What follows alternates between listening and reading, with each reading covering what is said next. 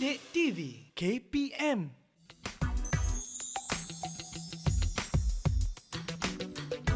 Assalamualaikum dan salam sejahtera. Apa khabar semua? Semoga kamu sentiasa sihat dan bersemangat untuk terus belajar mengikuti PDP ataupun PDPR walaupun di dalam keadaan yang tidak menentu pada ketika ini akibat wabak COVID-19.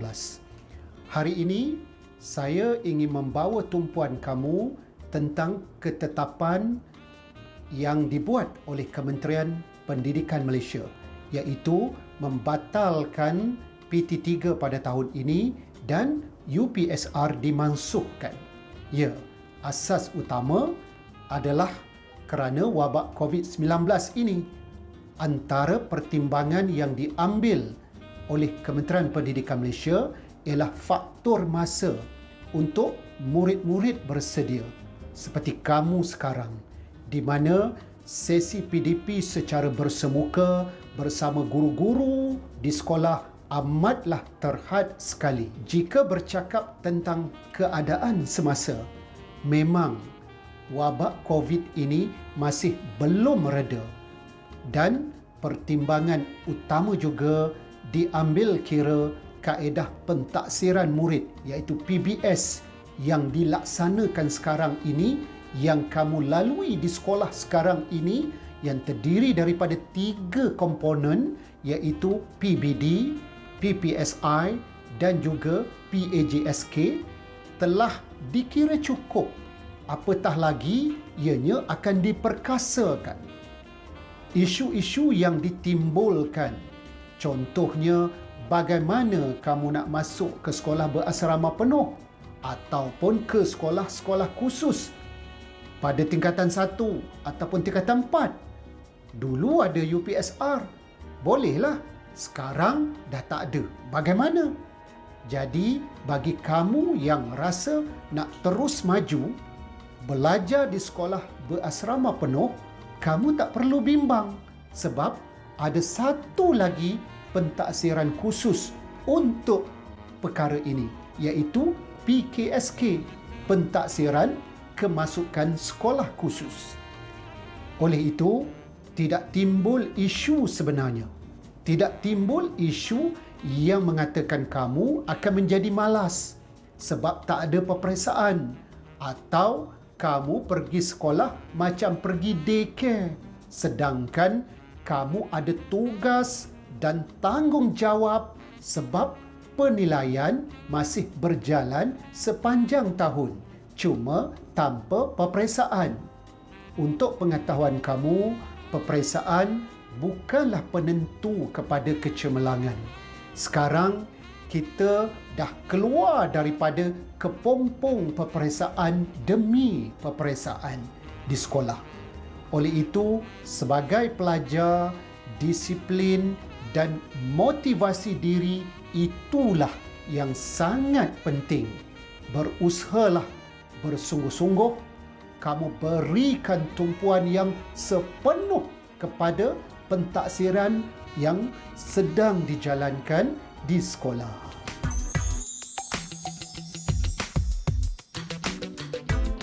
Kalau kamu bertanya kepada abang-abang dan kakak-kakak kamu ataupun ibu dan ayah kamu bahawa sebelum ini UPSR adalah sesuatu yang sangat besar.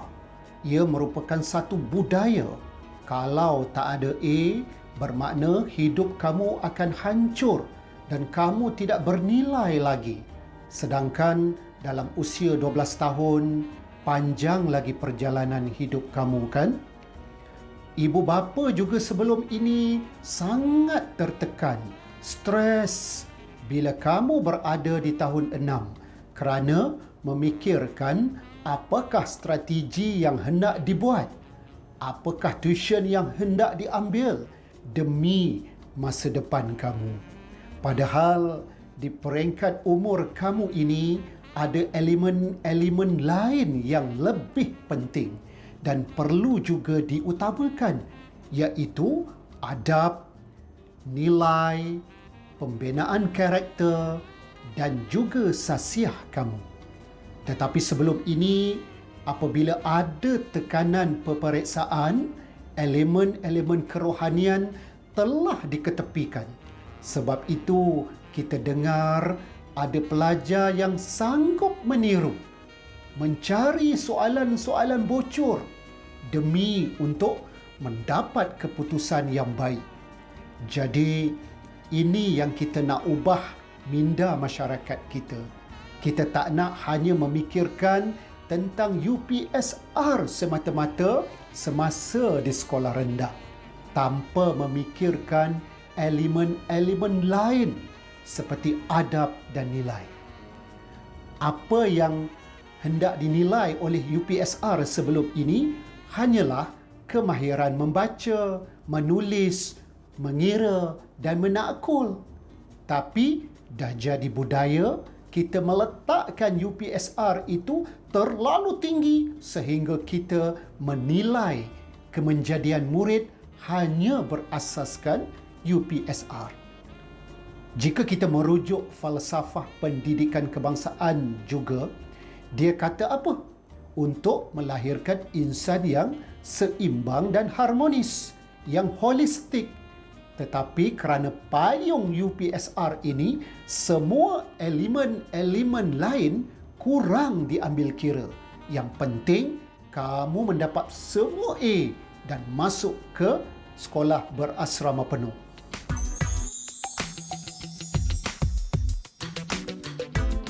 Pertama, kamu tengok komponen PBS iaitu PBD, Pentaksiran Bilik Darjah. Untuk makluman kamu, ia berlaku sepanjang tahun. Betul kan? Dan di setiap sekolah ada jawatan kuasa PBS-nya. Dan cikgu-cikgu boleh menilai kamu. Cikgu-cikgu boleh mengubah strategi mungkin jika didapati kamu tak dapat menguasai sesuatu. Hasilnya, kamu akan bertambah meningkat. Kamu akan menjadi semakin baik. Gambaran penguasaan kamu lebih tulen kerana pentaksiran ini dibuat dengan telus dan adil, bahkan dalam suasana yang lebih baik tanpa tekanan yang melampau. Oleh itu, pentaksiran yang dijalankan lebih menepati dalam mengukur pencapaian kamu. Soalnya, apakah peranan kamu? Yang pertama, kamu harus membuat persediaan dan harus mengetahui apa dan bagaimana sesuatu perkara itu hendak dipelajari. Persediaan perlu dibuat, bukan sekadar hadir ke kelas dengan persediaan yang kosong. Yang kedua, kamu juga perlu mengetahui bagaimana standard hendak dicapai. Kamu boleh merujuk kepada cikgu-cikgu dan mungkin juga abang dan kakak kamu ataupun ibu bapa kamu. Dan yang ketiga, kamu mesti melaksanakan apa sahaja tugasan yang diberi. Kamu perlu memastikan ianya boleh dibuat, boleh ditaksir oleh guru. Secara tidak langsung, kamu juga boleh tahu sejauh manakah penguasaan kamu. Didik TV KPM. Didik TV KPM.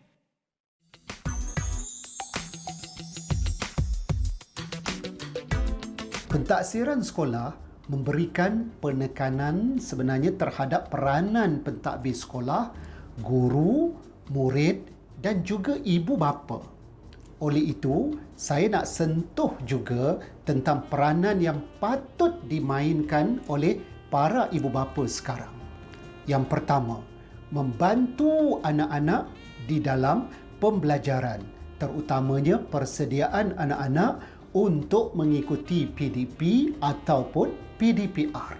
Yang kedua, berbincang juga dengan anak-anak untuk mengetahui potensi, kekuatan dan juga kelemahan anak-anak. Bahkan apabila tiada tekanan peperiksaan ini, ibu bapa boleh berbincang di dalam suasana yang lebih harmoni, lebih mesra dan secara tidak langsung ia dapat mengeratkan lagi hubungan kekeluargaan. Yang ketiga, berdasarkan pelaporan dan maklumat daripada guru, ibu bapa boleh memahami dan mengiktiraf perbezaan individu. Apa minat anak, apa kecenderungan anak dan apa kemampuan anak. Tanpa peperiksaan, ibu bapa boleh membantu anak, mengasah bakat anak dan menentukan hala tuju anak. Dan yang keempat, ibu bapa juga boleh membantu anak mencapai apa yang dihasratkan. Ia bukan seperti sebelum ini, seolah-olah ibu bapa hanya mahu anak-anak menjadi doktor sahaja. Atau anak-anak yang tak mampu pun disogok dengan tuition bertubi-tubi. Akhirnya, anak-anak terkandas di dalam pembelajaran tanpa dibimbing.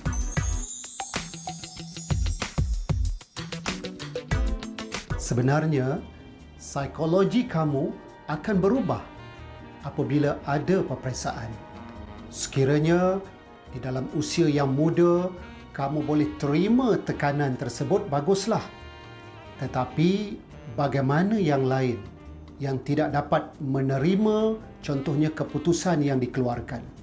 Ia akan menjadi mimpi buruk kepada mereka. Berapa ramai pelajar yang berputus asa kerana tidak mendapat keputusan yang cemerlang. Kamu akan dibanding-bandingkan dengan adik-beradik kamu yang lain yang lebih baik. Kita tak sanggup mendengar calon UPSR sebelum ini sampai ada yang sanggup membunuh diri kerana tidak tahan menghadapi tekanan UPSR.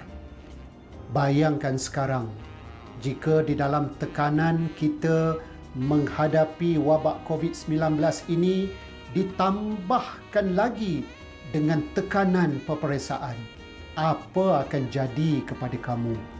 Oleh itu, bila tiada UPSR, sekurang-kurangnya tekanan itu reda. Walaupun tiada peperiksaan, kamu harus sedar yang kamu sedang dinilai di sekolah. Inilah sepatutnya elemen pertama yang menjadi motivasi kepada kamu untuk memastikan kamu menguasai apa yang diajar dan tidak timbul langsung soal motivasi menurun di kalangan kamu. Kamu masih perlu mencari peluang untuk belajar di sekolah berasrama penuh contohnya. Untuk mendapatkannya, kamu masih perlu menguasai pembelajaran di sekolah selain aspek psikometrik, sukan dan co-curriculum. Seterusnya, elemen kedua, kamu mempunyai ruang yang lebih untuk berbincang dengan guru-guru, dengan kaunselor sekolah, di mana ia tentu boleh meningkatkan sebenarnya motivasi kamu. Elemen yang ketiga ialah hala tuju kamu. Yang penting sekarang bukan peperiksaan yang menentukan hala tuju, tetapi diri kamu sendiri. Apabila kamu boleh berbincang dengan ibu bapa, kamu juga boleh meneroka sendiri bidang yang kamu minat melalui media massa. Apabila kamu kreatif menentukan hala tuju dan masa depan kamu, maka ini secara tidak langsung meningkatkan motivasi kamu. Didik TV KPM. Didik TV KPM.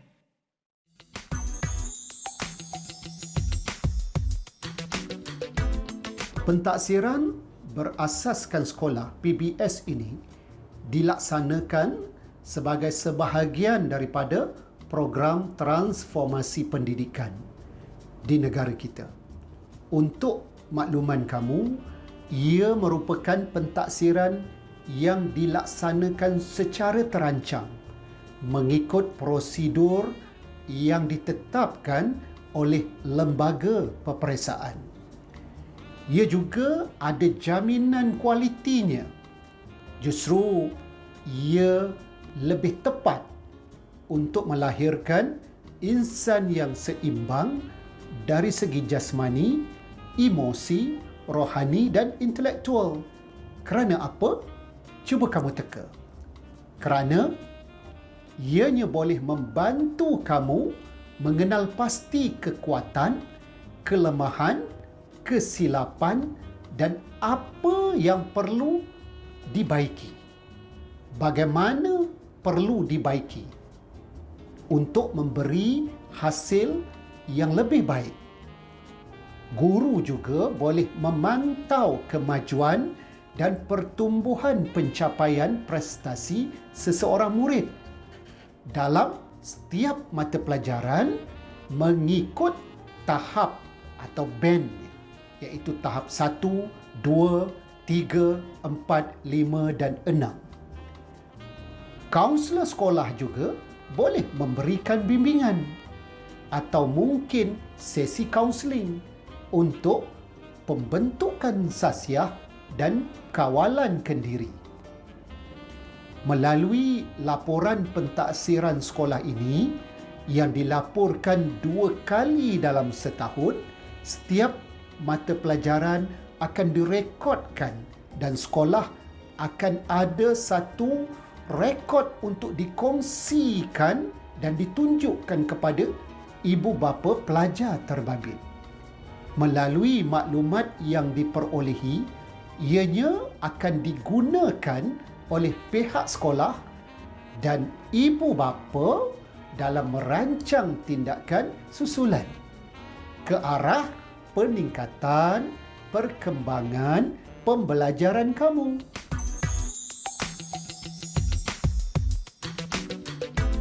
Baiklah, yang terakhirnya bicara kita pada kali ini, mengapa berlaku perubahan dalam sistem pendidikan. Kamu perlu sentiasa sedar bahawa sekarang kita berada di dalam Pelan Pembangunan Pendidikan Malaysia atau singkatannya PPPM 2013 hingga 2025. Ini merupakan pelan transformasi dalam pendidikan dan untuk pengetahuan kamu, setiap transformasi perlu diikuti dengan tindakan untuk berubah. Guru perlu berubah, kamu perlu berubah dan semua peringkat perlu berubah.